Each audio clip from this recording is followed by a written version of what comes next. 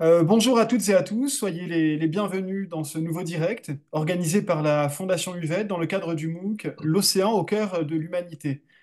Alors cet événement fait partie d'une riche programmation qui a commencé, vous le savez certainement, en janvier 2025 et qui va se prolonger jusqu'à la fin de l'année, donc en décembre 2025. Beaucoup d'événements, de directs, de rendez-vous que vous pourrez retrouver dans l'espace consacré au direct dans le MOOC Océan. Alors aujourd'hui, nous avons le plaisir d'accueillir Sébastien Ibert, qui est chef de projet France 2030 Grand Fonds au sein de l'IFREMER, et qui va nous faire une présentation d'une trentaine de minutes sur le thème des ressources minérales de l'océan profond. Alors il y aura après cette présentation un temps d'échange, comme d'habitude, avec vous sur la base de questions que vous pourrez poser à Sébastien en utilisant le chat, donc le fil de discussion de ce webinaire. Et je relayerai ensuite ces questions à Sébastien pour qu'il y réponde. Entrons à présent dans le vif du sujet. Sébastien, bonjour. Oui, bonjour. Alors Bonjour merci à toutes et à d'avoir accepté tous. de participer à ce direct. Avant de vous laisser la parole, la tradition est de vous présenter. C'est ce que je vais faire en quelques mots. Alors vous êtes ingénieur en génie mécanique, vous êtes diplômé de l'INSA de Lyon et vous avez rejoint l'IFREMER il y a une quinzaine d'années à peu près pour travailler dans le domaine des énergies marines renouvelables, ce qu'on appelle les EMR, ainsi que des ressources minérales profondes. Et actuellement, vous coordonnez les implications de l'IFREMER dans le volet grand fond marin du plan France 2030. Et vous gérez à ce titre les deux contrats d'exploration détenus par l'IFREMER pour le compte de la France auprès de l'AIFM, qui est l'autorité internationale des fonds marins dont il sera question aujourd'hui dans la présentation, entre autres. Alors, je vous rappelle que vous êtes l'auteur d'une vidéo dans le MOOC Océan intitulée Exploration, préservation, exploitation des ressources minérales de l'océan profond. Où en sommes-nous actuellement?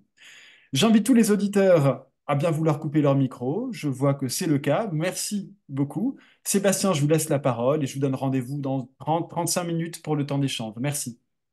Merci Vincent, donc, et bonjour à toutes et à tous. Et donc, effectivement, aujourd'hui, on va parler de ressources minérales profondes. Alors, je ne pensais pas, quand on a calé le direct, qu'il y aurait autant d'actualités sur ce sujet. D'habitude, il y a toujours un pic d'attention sur ce sujet qui est calé sur les réunions de l'AIFM, donc en mars et en juillet. Il se trouve que là, le sujet reste sur le haut de l'affiche avec les dernières actus dont on parlera tout à l'heure.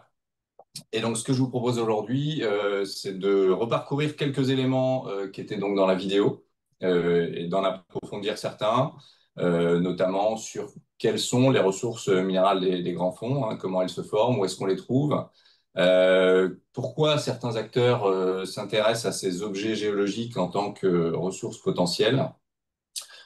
Comment sont gérées ces ressources, donc la gouvernance, et puis bien sûr l'actualité récente sur le sujet. Donc pour commencer, qu'est-ce qu'on appelle ressources minérales des grands fonds? Eh bien en fait on parle de trois types de ressources minérales qui sont des objets géologiques différents, mais qui sont aussi associés à des écosystèmes différents, et donc on va trouver dans des endroits différents de l'océan. Le premier type, ce sont les nodules polymétalliques qu'on trouve dans les plaines abyssales, à des profondeurs entre 4000 et 6000 mètres, et on reviendra un petit peu plus dans le détail sur chacune de ces trois ressources minérales.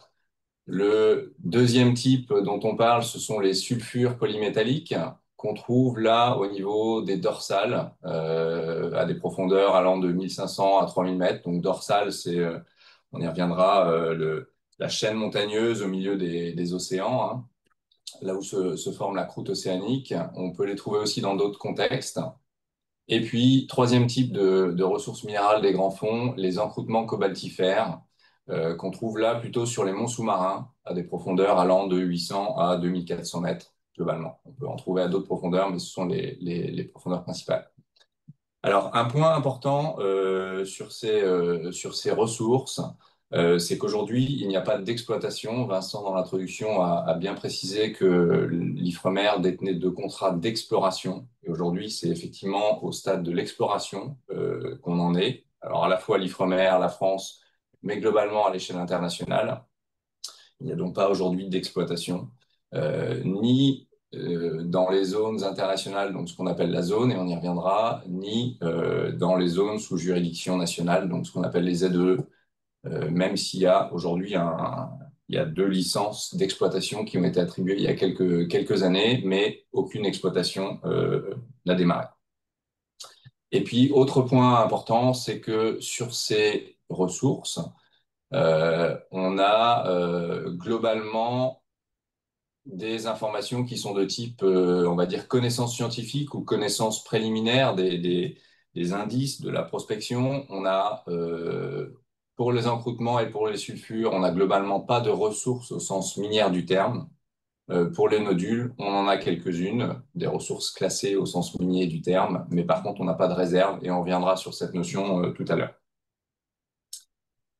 Donc, les nodules polymétalliques, que sont-ils? Comment se forment-ils? Donc, on les trouve, je l'indiquais tout à l'heure, dans les plaines abyssales, donc dans tous les océans du globe, hein, globalement. On va les trouver autour de 4000 à 6000 mètres, dans des endroits où la sédimentation, donc en fait la matière organique ou le sédiment qui vient des grands fleuves et choses comme ça, où la sédimentation est suffisamment faible pour permettre le processus géologique qui aboutit à la formation de ces nodules, qui sont donc des espèces de pommes de terre de quelques centimètres de diamètre. Vous en avez une sur la photo au milieu de la planche, qui ont des taux de croissance extrêmement faibles. On parle de quelques millimètres par million d'années. Et qui vont en fait se former. Au départ, il faut un petit noyau, ça peut être une dent de requin, un petit bout de roche, et qui vont se former en fait par précipitation des métaux qui sont dissous soit dans l'eau de mer, c'est ce qu'on appelle le processus hydrogénétique que vous voyez sur le schéma là, sur la planche, ou par précipitation des métaux qui sont dans l'eau interstitielle, donc dans l'eau qui se trouve en fait entre les grains du sédiment qui constitue le fond océanique. Donc là, vous avez le processus hydrogénétique, donc c'est quand ça vient de l'eau de mer, et puis diagénétique, c'est quand ça vient plutôt de l'eau interstitielle. Donc deux types de formations un peu différentes des nodules qui se mixent parfois dans certains environnements. Donc vous allez avoir le haut, c'est le cas sur la photo, le haut du nodule qui a la forme typique plutôt d'un processus de croissance hydrogénétique, et puis le dessous dans le sédiment qui va plutôt avoir la forme du processus diagénétique. Voilà. Alors, qu'est-ce qu'on y trouve? Eh bien, on y trouve différents éléments, et en particulier 4 métaux qui sont aujourd'hui les métaux que les industriels qui travaillent sur une possible exploitation envisageraient de valoriser. Donc, c'est le manganèse, c'est le cuivre, le cobalt et le nickel également. Alors ça, ce que vous avez sur le graphique, ce sont des teneurs moyennes. En fait, en fonction de la zone, de l'océan, il y a un des deux processus qui prend le dessus et ça donne des compositions qui peuvent varier. Mais globalement, voilà, c'est à peu près ce qu'on trouve dans les nodules. Euh, Dans ces environnements, alors peut-être un petit point historique, les nodules, on les a globalement découverts dans le 19e siècle avec l'exploration, la mission du bateau Challenger. Et puis ensuite, il y a eu un gros boom d'intérêt, on va dire, dans les années 70-80, où c'est là où l'exploration à l'échelle régionale dans le Pacifique, dans la zone de Clarion-Clipperton, qui est celle que vous voyez là sur cette carte, il y a eu beaucoup d'activités. La France en a fait partie, les États-Unis, le Japon, la Russie. Et on en trouve vraiment une quantité importante, hein. Il y a des estimations dans des publications scientifiques qui parlent de 21 milliards de tonnes de nodules. Donc c'est assez colossal. Mais encore une fois, attention, on parle là d'estimations vraiment basées sur une concentration moyenne sur le sédiment multipliée par leur masse. Donc c'est ce qu'on appelle l'abondance, hein, des kilos par mètre carré, multiplié par une surface de zone, et ça vous donne un tonnage. On est là vraiment dans une estimation, ça n'est pas une ressource au sens minier du terme, et encore moins une réserve. J'y reviendrai encore une fois, mais c'est important de bien comprendre, quand on donne ces chiffres, de quoi on parle et le niveau de certitude en fait, qui est lié à ce chiffre. Euh, pour donner une échelle un petit peu de superficie, un contrat d'exploration, donc par exemple celui porté par l'Ifremer pour la France, pour les nodules, c'est une surface de 75 000 km². Et donc, le paramètre clé pour les nodules, et c'est probablement quelque chose de très exceptionnel quand on parle de ressources, potentiellement ressources minières, c'est finalement quelque chose qui est en deux dimensions, puisque ces nodules sont globalement toujours à la surface. Euh, et donc, le paramètre clé, c'est les kilogrammes par mètre carré, donc ce qu'on appelle l'abondance. Deuxième type de ressources minérales, les sulfures hydrothermaux, qu'on trouve le long des dorsales océaniques. Donc, vous avez par exemple la dorsale atlantique, hein, qui est le point de départ de la formation de la croûte océanique de l'océan Atlantique, mais vous avez aussi la dorsale dans le Pacifique, vous avez les dorsales dans l'océan Indien. Voilà. C'est 60 000 km, 67 000 km à peu près de dorsales dans les différents océans.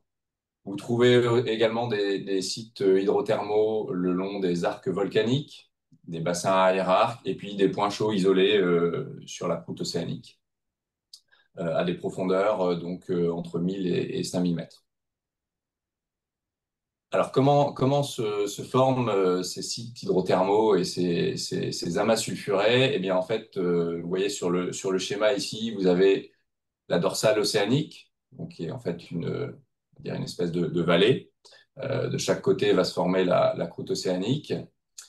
Vous avez des roches qui sont fracturées, et donc vous avez de l'eau de mer qui va s'infiltrer dans la roche, qui va perdre, pardon, un certain nombre d'éléments, qui va en même temps s'enrichir d'autres éléments de la roche, et qui en descendant va se rapprocher du point chaud, d'un point chaud, et va monter en température, et puis ensuite, avec un phénomène de convection, va remonter vers la surface, et va sortir par ce qu'on appelle une source hydrothermale avec, vous avez probablement vu ces images de fumeur noire, donc ces cheminées avec une fumée fortement chargée en particules, donc qui est globalement de couleur noire.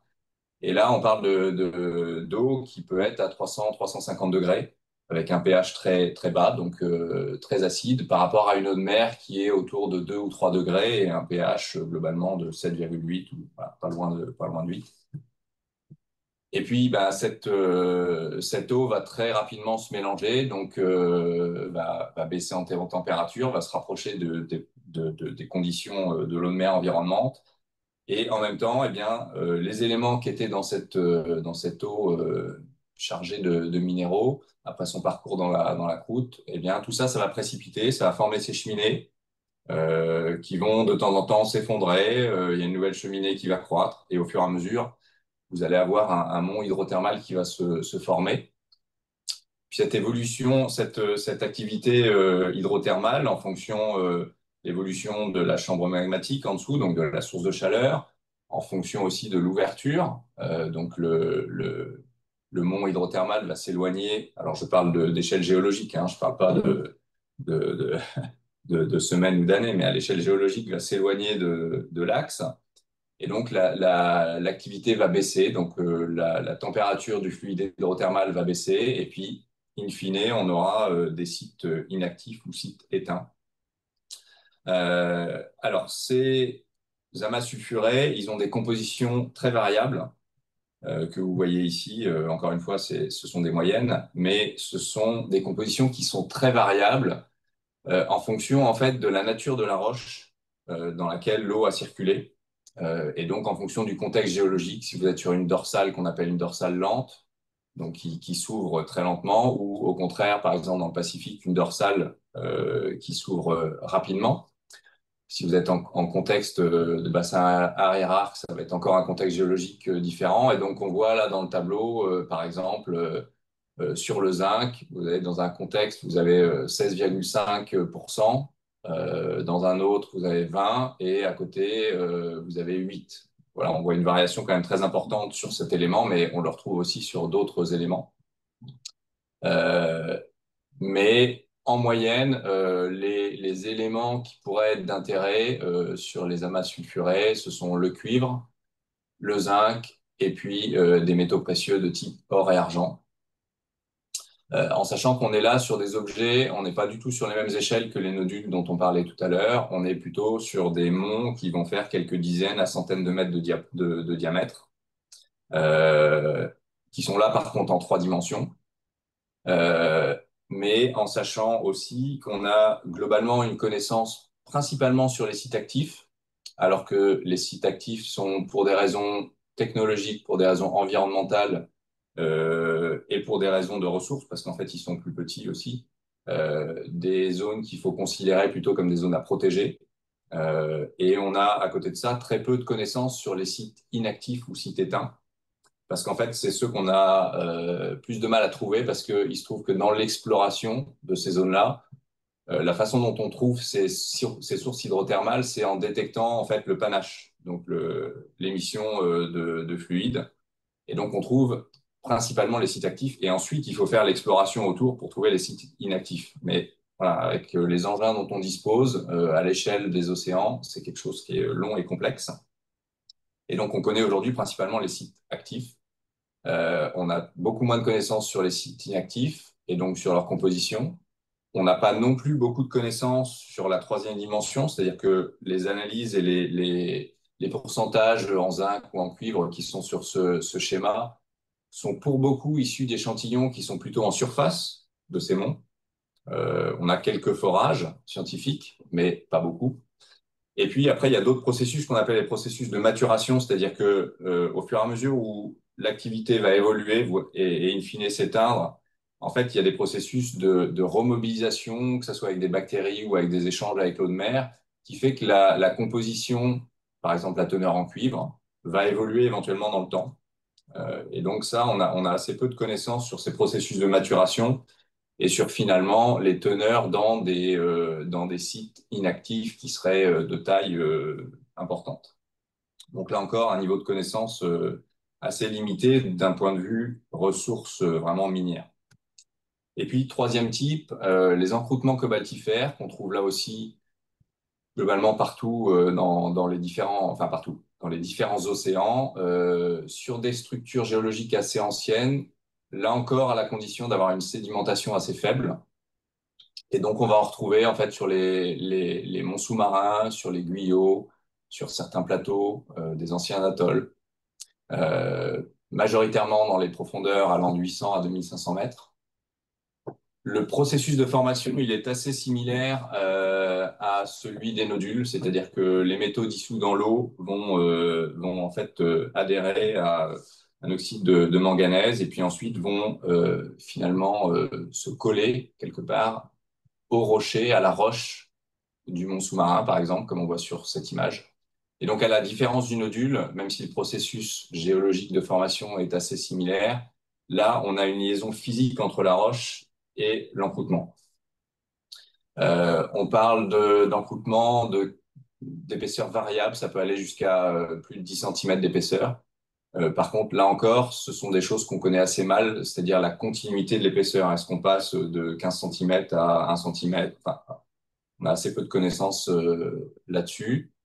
D'un point de vue métaux, on y trouve, un petit peu comme dans les nodules, beaucoup de manganèse. On y trouve aussi du cobalt et puis des éléments tels que le platine, titane, tellure.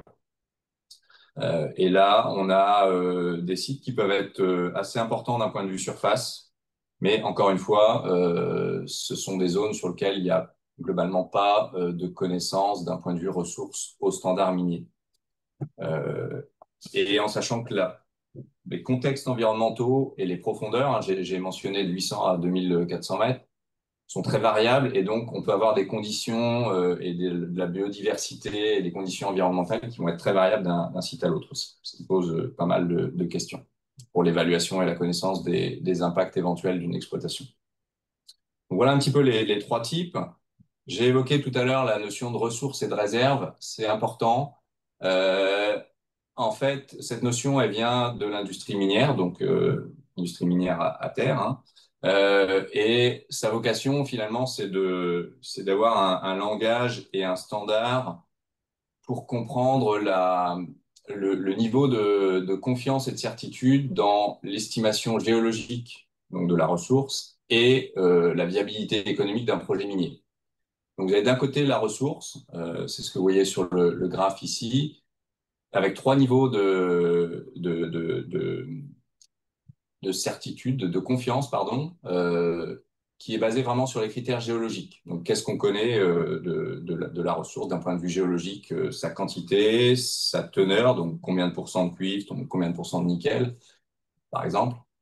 Donc ça, c'est vraiment la ressource, le volet géologique. Et puis ensuite viennent ce qu'on appelle l'application de facteurs modificatifs qui vont être les paramètres économiques, quels sont les cours des métaux, quelles sont les technologies, est-ce qu'on a les technologies pour accéder à ce gisement géologique, quels sont les critères ou les conditions environnementales, quels sont les codes miniers, par exemple, quelles sont les exigences d'un point de vue environnemental, d'un point de vue juridique. Et tout ça permet de définir des réserves qui ont, elles, deux niveaux de certitude, donc probable ou prouvé. Et voilà, c'est comme ça que travaille l'industrie minière. Et encore une fois, quand on parle des ressources minérales marines, en fait, on a au mieux des ressources et on n'a aujourd'hui pas de réserves. Donc, il faut faire très attention quand, dans certains articles ou communications, vous avez une comparaison entre les ressources marines et les ressources terrestres en disant, voilà, il y aurait plus que ce qu'on a à terre. Généralement, on ne parle pas forcément des mêmes données, en fait.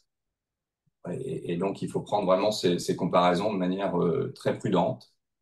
Euh, pour vous donner un exemple de ce que ça veut dire, ce jeu des ressources, connaissances géologiques et puis des facteurs modificatifs, notamment économiques, l'exemple du cuivre, où finalement, vous voyez en bas à droite l'évolution de la consommation, enfin de la production de cuivre, de 1900 à 2015 à peu près, 2019, pardon, qui est en constante augmentation.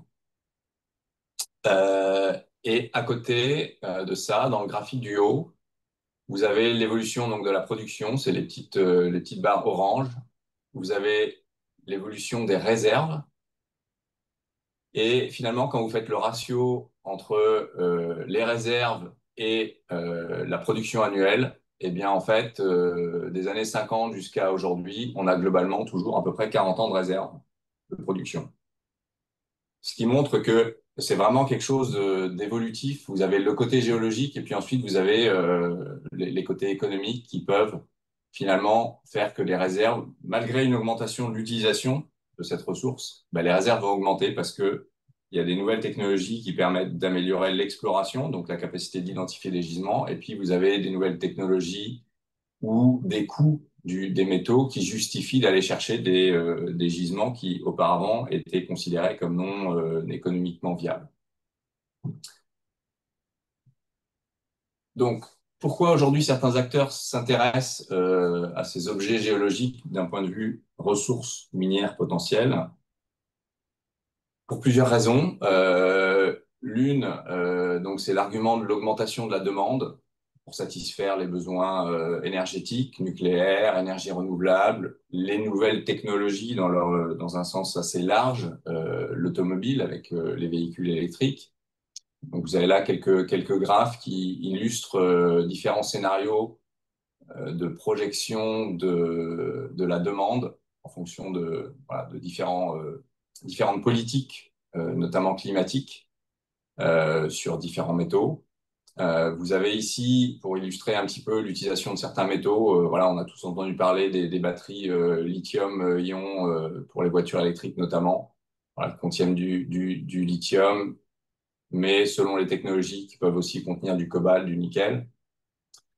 Donc, voilà, évolution de la demande, la diminution des ressources continentales. Alors, avec ce qu'on vient de voir, c'est pas forcément une diminution au sens on n'a plus assez, mais ça peut être la diminution des teneurs. Donc, au lieu d'exploiter une mine qui avant avait peut-être 1% de cuivre, aujourd'hui on exploite peut-être à 0,8%. Donc, ça veut dire plus d'énergie pour aller chercher cette même quantité de cuivre. Ça peut vouloir dire plus d'acide, par exemple, pour les traitements. Euh, Ça veut dire aussi potentiellement plus d'impact. Donc, voilà, problématique d'accès aux ressources ou de viabilité de ces ressources. Vous avez également des enjeux géopolitiques, en particulier dans les tensions actuelles, la problématique si ce n'est monopole, en tout cas de concentration de la production, alors soit de la matière première, soit de la partie traitement et raffinement. Notamment, voilà, si on prend les terres rares, c'est globalement tout est maîtrisé côté chinois et la provenance, c'est la Chine. On entend beaucoup aussi parler du cobalt, dont la production principale se trouve au Congo, le cuivre. Le Chili est un acteur majoritaire dans la production de cuivre. Voilà, vous avez des problématiques d'accès en fonction des alliances, on va dire, politiques et des tensions à ces ressources. Et puis, donc, la question, bah, est-ce qu'on a, pour répondre à ces différentes problématiques, une ressource abondante dans les fonds marins? Et pour illustrer et donner quelques éléments, j'ai pris là l'exemple d'une étude qui avait été menée par une société de consulting qui s'appelle Cardno en 2016 sur le scénario donc, qui visait à étudier finalement le coût-bénéfice, le ratio coût-bénéfice pour trois types d'exploitation. Et donc là, j'ai repris le scénario d'une exploitation de nodules dans les îles Cook avec quelques paramètres importants de cette étude. Elle envisageait, donc l'hypothèse, c'était une surface totale sur une durée de vie de 20 ans qui serait de 2700 km². Pour vous donner une échelle, l'unité urbaine de Paris, donc c'est Paris, Petite Couronne et une partie de la Grande Couronne, c'est 2800 km². Donc ça, c'était l'hypothèse d'empreinte globale du projet sur sa durée de vie. L'hypothèse d'une surface qui serait exploitée par an de 135 km², donc c'est un peu plus que la surface de Paris, et des hypothèses de production. Alors là, j'ai pris l'exemple du manganèse et du cuivre de 310 000 tonnes, un petit peu plus de 310 000 tonnes par an pour le manganèse et de 3 400 tonnes par an pour le cuivre. Alors, je ne m'arrête pas à cette diapo, je vous rassure, sinon on ne va pas conclure grand-chose.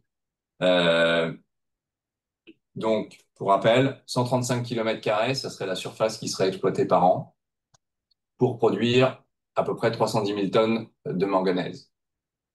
En comparaison, la première mine d'un point de vue production mondiale de manganèse en 2023, c'est une mine au Gabon qui produit 7,5 millions de tonnes.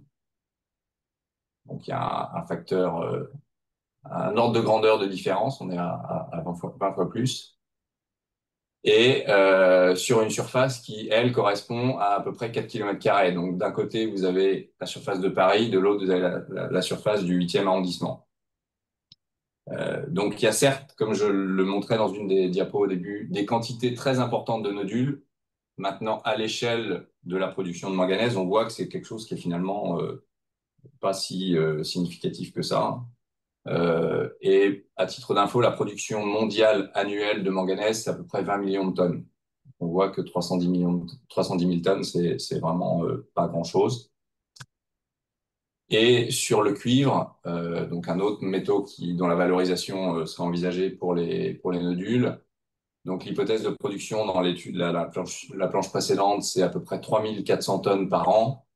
La plus grosse mine de cuivre au monde, donc qui est au Chili, a produit à peu près 1,2 million de tonnes par an ces dernières années, sur une surface de 25 km².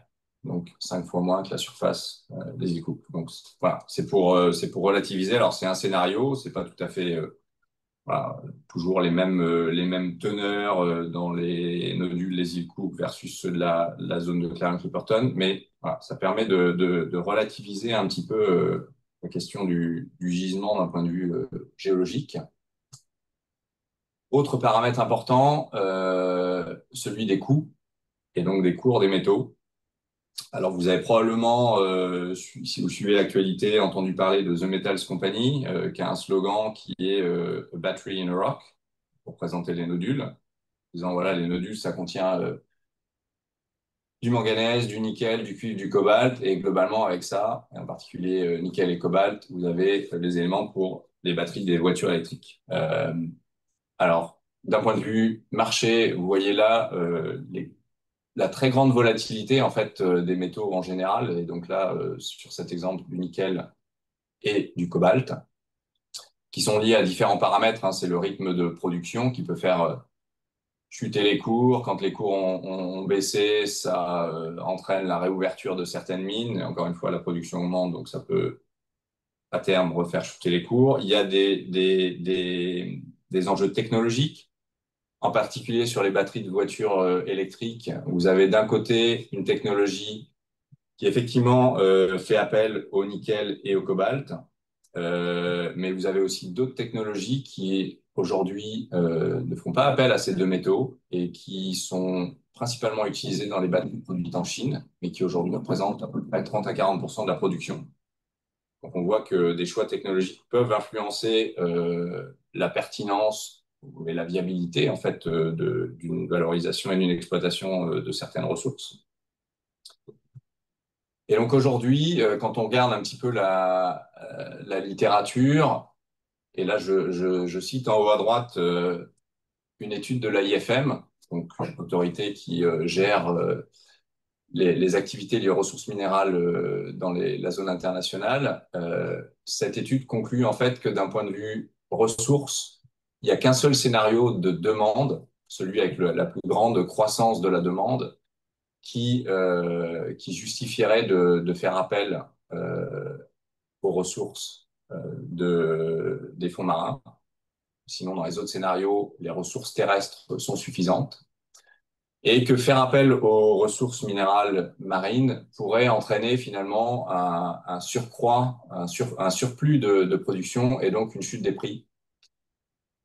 Et conclut donc à une incertitude assez forte sur les perspectives économiques d'une exploitation des ressources minérales de la zone. Les autres éléments que mettent en avant certains rapports, dont celui que j'ai cité là du Conseil scientifique des académies des sciences, c'est qu'aujourd'hui, la justification de certains acteurs de l'urgence d'aller exploiter ces ressources n'est pas non plus avérée au regard des aspects recyclage, développement de l'économie circulaire et, comme je l'évoquais aussi, prise en compte de l'évolution des technologies qui peuvent modifier le besoin vis-à-vis de certains métaux. Et puis, là, je cite Emmanuel H., qui est un économiste de l'IFPEN. Un point important aussi dans ces problématiques, c'est la réflexion sur la sobriété ou la maîtrise de la demande, qui est très rarement abordée dans les politiques et les stratégies relatives aux matériaux critiques, mais qui pourtant est un point fondamental mis en avant par les rapports du GIEC. Alors, au-delà de ces questions finalement même de viabilité économique et d'intérêt vraiment minier, se posent bien entendu les questions environnementales. Et donc aujourd'hui, il y a un consensus scientifique sur le fait qu'une exploitation aurait des impacts importants, destruction des habitats. Si on enlève les nodules, on enlève un habitat, et ça, à l'échelle humaine, c'est un impact irréversible, hein, parce que je vous ai dit que les nodules se formaient à quelques millimètres par million d'années, donc on a globalement quelque chose d'irréversible.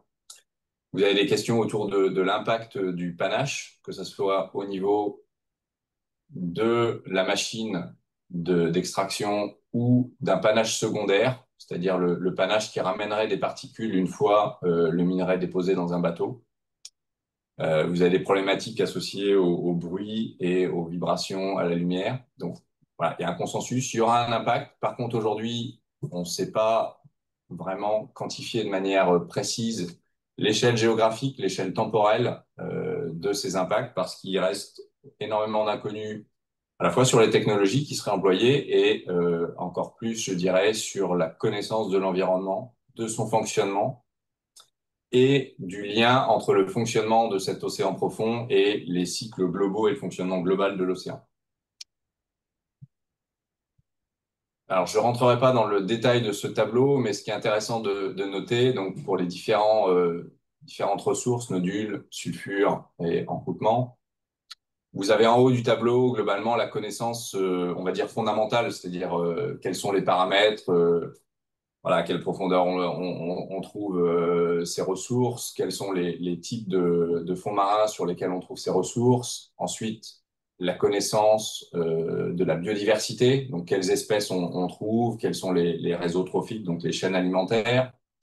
Et puis quand on descend, on arrive plutôt sur les questions de fonctionnement, d'impact, de résilience, c'est-à-dire la capacité de l'écosystème à résister à une pression et à revenir dans son état initial.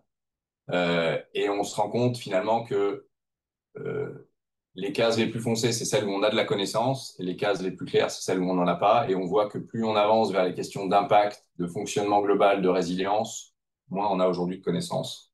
Donc il y a clairement le besoin d'acquérir ces connaissances avant de décider si une exploitation est possible dans le respect de la Convention de Montego Bay qui indique que cette exploitation doit se faire en préservant l'écosystème marin. Alors, il y a un planning, on va dire, initial, enfin, ou préliminaire qui avait été proposé dans cette publication qui envisageait une période de 10 ans pour combler un petit peu ces manques de connaissances principaux.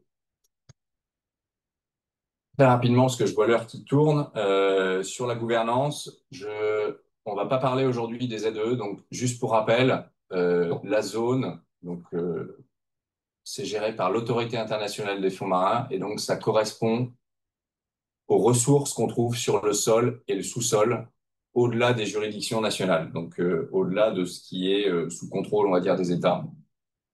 Et élément important, les ressources contenues dans cette zone sont définies comme le patrimoine commun de l'humanité, avec également le principe que ce patrimoine commun est inaliénable et qu'il doit, s'il est exploité, ou enfin en tout cas son utilisation, doit se faire dans l'intérêt de l'humanité tout entière, voilà, sans discrimination et avec partage des bénéfices de ces activités. Donc l'AIFM, et là je passerai rapidement, on s'était évoqué dans la vidéo, ça regroupe en fait tous les États qui ont signé et ratifié la Convention de Montego Bay. Donc aujourd'hui, alors le schéma, la figure n'est pas tout à fait à jour, c'est celle du dernier rapport de l'AIFM, mais depuis, il y a un nouveau pays qui a ratifié. Donc aujourd'hui, il y a 170 membres, qui sont en fait 169 pays et l'Union européenne. On y reviendra dans l'actu. Les États-Unis ont signé la convention, mais n'ont pas ratifié, donc ils ne sont pas membres. Par contre, ils sont observateurs de l'AIFM depuis 1988, donc ils suivent les travaux de l'autorité. Et donc, à l'image des organisations internationales type ONU, l'AIFM a une assemblée qui regroupe l'ensemble de ses membres, qui définit les grandes stratégies, les grandes politiques. Ensuite, vous avez un conseil qui regroupe 36 membres. La France est membre du conseil et qui prend vraiment les décisions, on va dire, politiques de l'AIFM. Et puis ensuite, ce conseil s'appuie sur une commission juridique et technique, et puis sur un secrétariat. Il y a d'autres instances, mais je vais pas les évoquer. Euh, Dans son mandat, il y a bien entendu la gestion des activités, mais il y a également le développement des capacités, en particulier pour les pays en développement. Il y a la promotion de la recherche scientifique dans la zone. Et donc, pour ce qui concerne les activités, donc les ressources minérales, aujourd'hui, l'AIFM a mis en place depuis maintenant quelques années, pas mal d'années maintenant, des règlements d'exploration. Et c'est donc à ce titre qu'il y a aujourd'hui 30 contrats d'exploration qui ont été attribués et travaille depuis un peu plus de 10 ans à la mise en place d'un règlement d'exploitation. Alors, avant de parler de l'actualité pour terminer cette présentation, je vais rappeler et commencer à parler un petit peu des États-Unis. J'ai dit tout à l'heure que les États-Unis avaient signé mais pas ratifié et donc n'étaient pas membres de l'AIFM. Par contre, ils ont été très actifs dans la phase d'exploration dans les années 70-80. Donc, il y a des consortiums américains, ou en tout cas dans lesquels il y avait des acteurs américains, dont Lockheed Martin. Et suite à tous ces travaux, en fait, eh bien, ils ont conservé deux contrats qui ne sont pas gérés par l'IFM, parce qu'encore une fois, les États-Unis ne sont pas gérés par l'IFM, mais qui sont gérés par la NOAA, donc la National Oceanic and Atmospheric Administration, dont vous avez probablement entendu parler, puisqu'ils ont été pas mal dans les news suite aux décisions de l'administration Trump sur les questions scientifiques. et qui, dans le cadre d'une législation nationale, eh bien,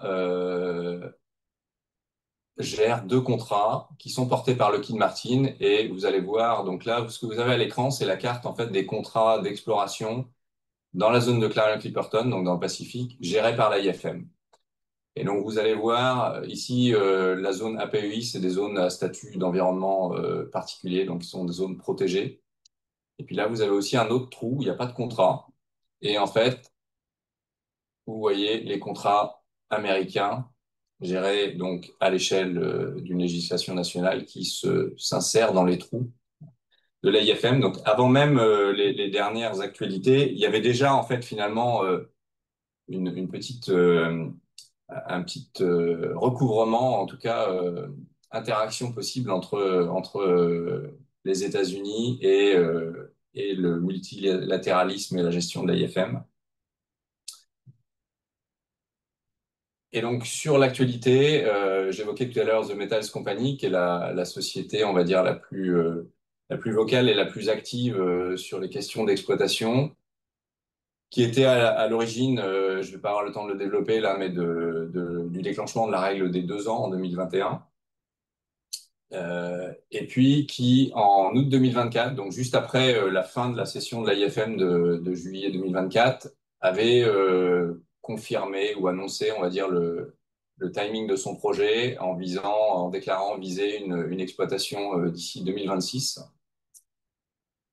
en sachant qu'en parallèle, il y avait aussi quelques problématiques budgétaires et financières.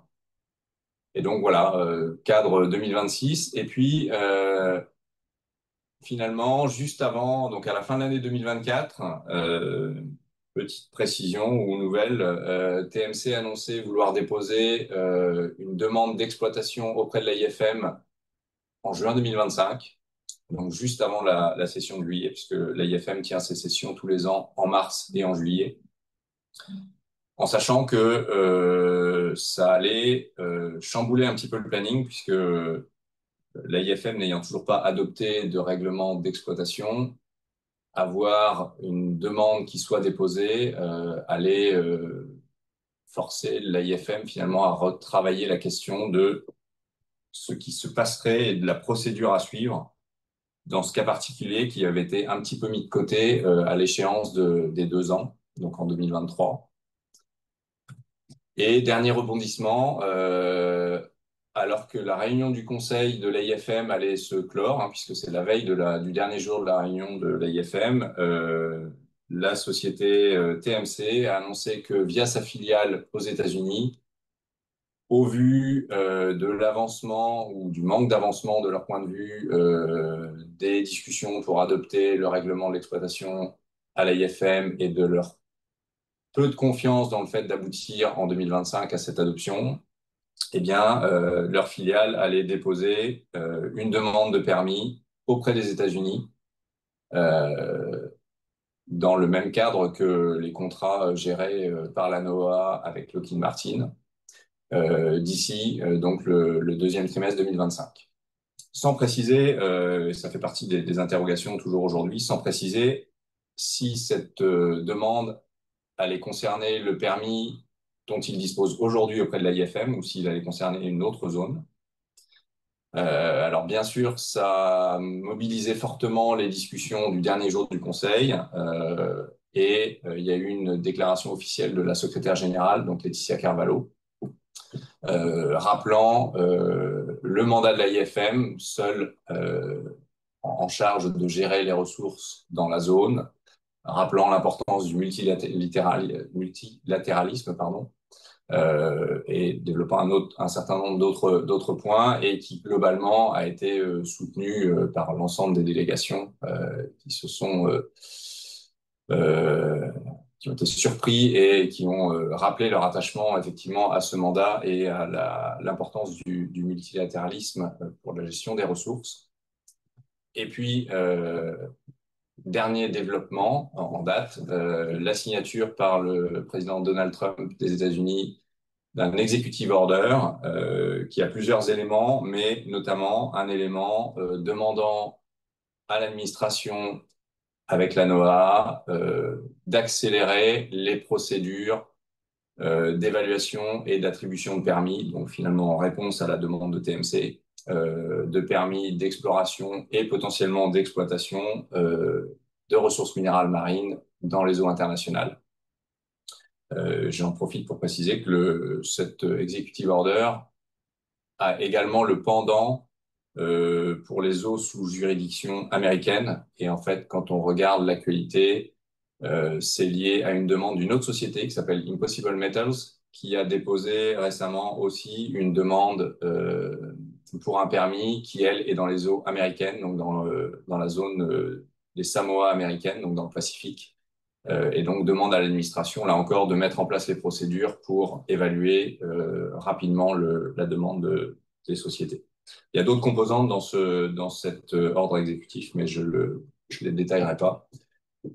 Et eh bien tout ça a là encore suscité une réponse de l'AIFM qui a publié hier ou avant-hier un ensemble de questions-réponses sur rappelant le rôle de l'autorité internationale.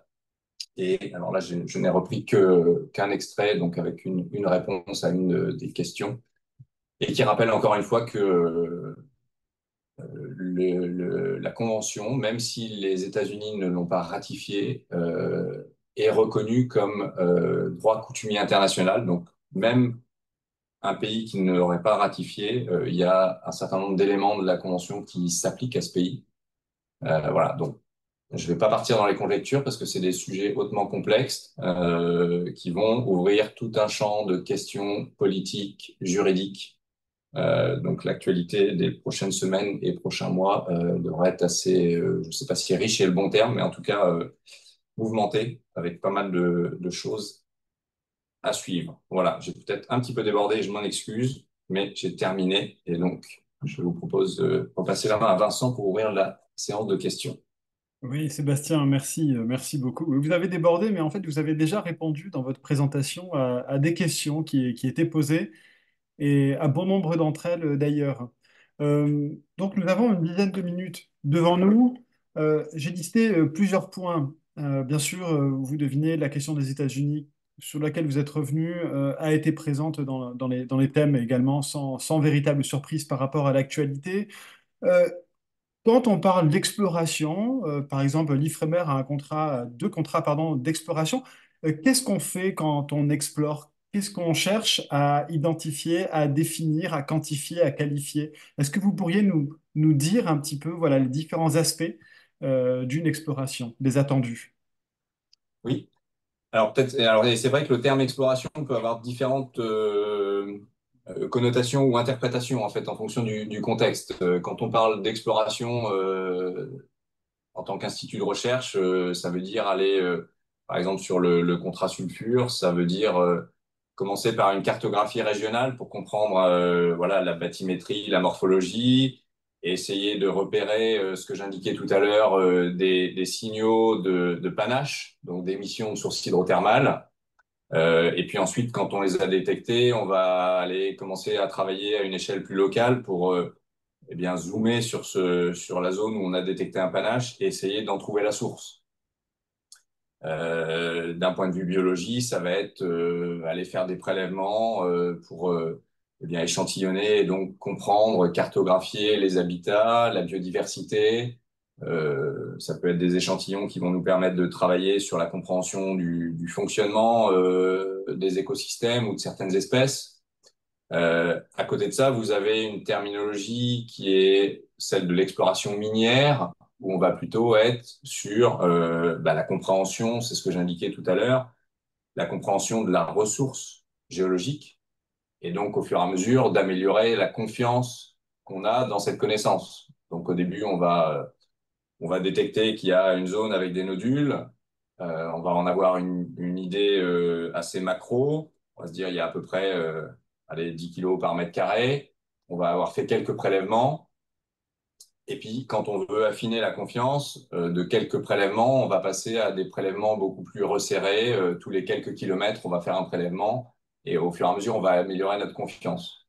Il y a différents sens au mot exploration. Si on se remet dans le contexte AIFM, un contrat d'exploration, il a vocation à préparer et évaluer la faisabilité d'une exploitation.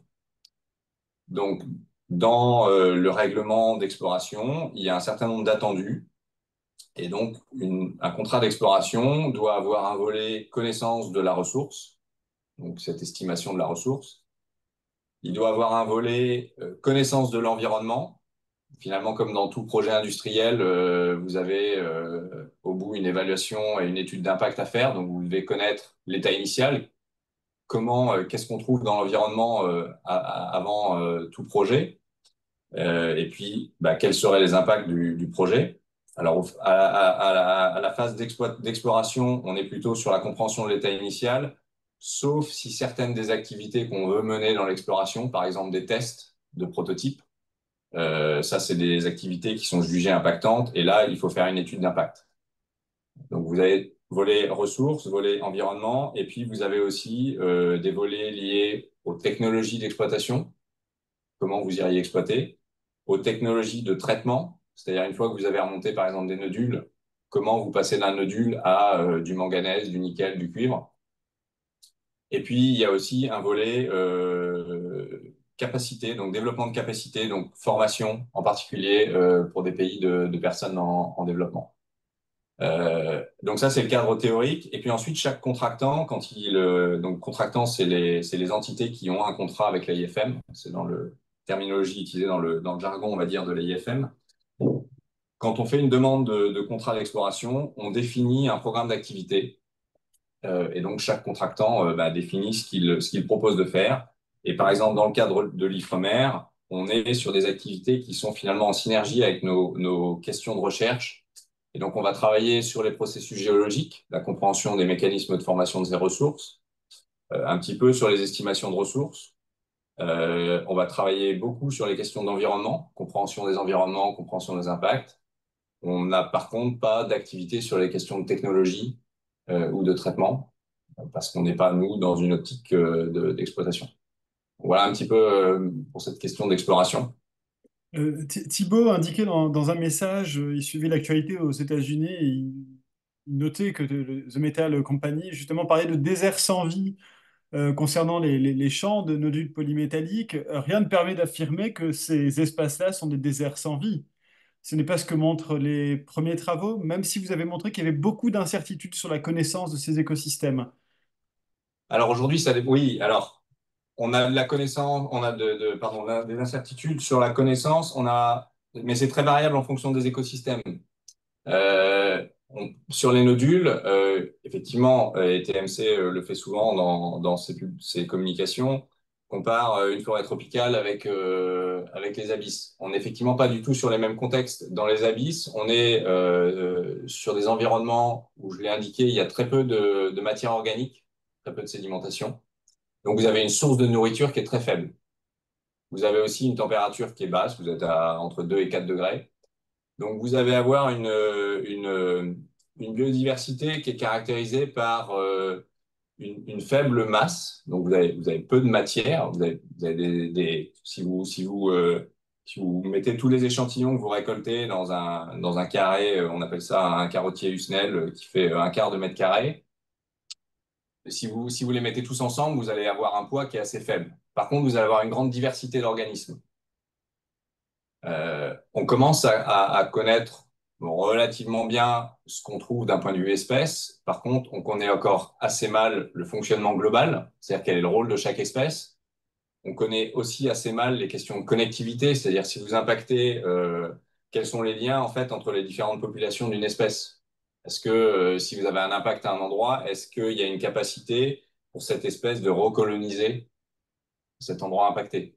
Donc voilà, il y a des sujets sur lesquels on a plus ou moins de connaissances. Sur les sulfures, j'indiquais tout à l'heure, parce on a trouvé, donc ça date des années, fin des années 70, la première source hydrothermale, parce qu'on a trouvé en premier les sites actifs, qui sont ces oasis de vie, c'est ceux qu'on a le plus étudiés. On commence à avoir voilà, pas mal d'informations sur la biodiversité qu'on y trouve, certains processus de fonctionnement. Par contre, les sites inactifs, eux, aujourd'hui, on en est vraiment au début de l'étude. Mhm. Donc, le niveau de connaissance est très variable. Par contre, globalement, sur le fonctionnement des écosystèmes et encore plus sur l'impact de ces écosystèmes sur le fonctionnement global, que ce soit les cycles des métaux avec les sources hydrothermales ou le cycle du carbone, ça, c'est des choses qui restent encore. C'était le bas du tableau que je montrais sur la question de l'environnement tout à l'heure. Le temps passe et donc je vais aller à la question d'Hervé. Si je comprends bien, à ce jour, il ne semble pas intéressant économiquement d'exploiter les fonds marins. En fait, la question, quels sont les leviers et pourquoi des pays se positionnent à un tel point sur ce sujet? Et pourquoi, à l'inverse, un pays comme la France défend et porte l'idée d'un moratoire sur cette exploitation?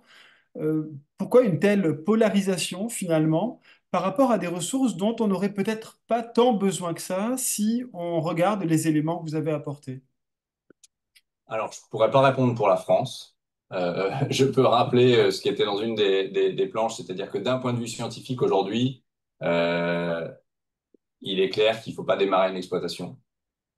C'est qu'il y a des impacts. Par contre, il y a trop d'inconnus pour savoir si une exploitation est compatible avec les autres, avec le respect de l'environnement et on va dire la définition d'impact acceptable. Euh, Pourquoi il y a une telle polarisation? Là encore, c'est difficile, mais euh, dans les questions de ressources, il y a l'intérêt pour une exploitation immédiate et il peut aussi y avoir des questions d'intérêt stratégique en se disant est-ce que c'est finalement la possibilité d'avoir accès à un stock stratégique qui serait là en cas de problématiques géopolitiques et de coupure d'approvisionnement sur certains métaux parce que tension, parce que conflit. Donc, c'est pas forcément un intérêt pour une exploitation immédiate pour les acteurs qui se positionnent là-dessus. Après, quand on regarde, on n'en a pas parlé là, mais aujourd'hui, il y a à peu près 32 pays qui se sont positionnés pour une pause de précaution, un moratoire, enfin, il y a différentes terminologies. Euh, pour ces pays, le moteur pour ce positionnement, il est pas homogène. Clairement, vous avez aussi des enjeux, je l'ai évoqué dans les questions économiques. Une production de ressources en mer, ça peut avoir un impact sur le marché global et donc ça peut avoir un impact sur les pays producteurs. Donc des pays comme le Chili, qui sont des très gros producteurs de cuivre, d'un point de vue économique, n'ont pas forcément intérêt à ce qu'il y ait des ressources parallèles qui se développent à côté. Donc il y a un jeu des acteurs un jeu d'acteurs qui est pas évident et voilà. On peut avoir des pays qui se positionnent pour une protection ou pour une exploitation, mais pour des raisons qui vont être variables en fait. Bah écoutez, en tout cas, Sébastien, il est 18 heures. Ça va être déjà l'heure de nous quitter. Merci beaucoup, beaucoup de messages de remerciements que vous pourrez certainement découvrir. C'était extrêmement clair, ça nous apporte beaucoup d'informations, des points d'éclairage. Je précise aussi que peut-être en fin d'année, il y aura une autre intervention sur le thème des ressources justement de l'océan profond avec Bruno David. Je vous tiendrai au courant, donc qui était l'ancien président du Muséum national d'histoire naturelle et qui viendra également nous parler de ce sujet en toute fin d'année. Voilà, donc c'est un sujet dont on va continuer à parler. Donc Sébastien, merci encore pour votre disponibilité, pour avoir aussi répondu à ces différentes questions. Avant de nous quitter, je souhaitais simplement vous signaler notre prochain rendez-vous. On sera sur un autre sujet, mais lui aussi extrêmement d'actualité, puisque nous recevrons Jean-François Guiglione, qui est l'un de nos principaux experts sur la pollution plastique des océans, qui travaille au CNRS à la station de Banyuls, et voilà, qui viendra nous parler de la pollution plastique et du traité contre justement le plastique dans l'océan. Ce sera le 22 mai de 17 heures à 18 heures. Là aussi, nous espérons que vous serez nombreux à nous rejoindre, à venir aussi le questionner sur ce sujet très sensible qu'est la pollution plastique dans les océans. Voilà, je vous souhaite à toutes et à tous une très bonne fin de journée. À très bientôt pour de prochains rendez-vous. Au revoir. Merci encore, Sébastien. Merci. Au revoir.